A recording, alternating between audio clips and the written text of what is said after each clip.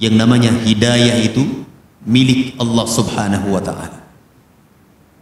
Hidayatut taufiq wal irsyad, hidayatut taufiq itu semuanya adalah murni milik Allah Subhanahu wa ta'ala.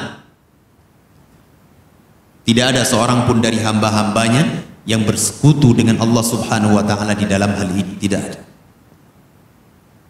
Coba perhatikan jamaah yang dimuliakan Allah. Nabi sallallahu alaihi wasallam bersemangat, berharap dengan Islamnya Abu Talib, paman beliau, orang yang mendidik beliau dari kecil, memberi makan kepada beliau, membesarkan beliau. Ketika orang tua dan kakek beliau meninggal dunia, orang yang paling disayang oleh Nabi sallallahu alaihi wasallam.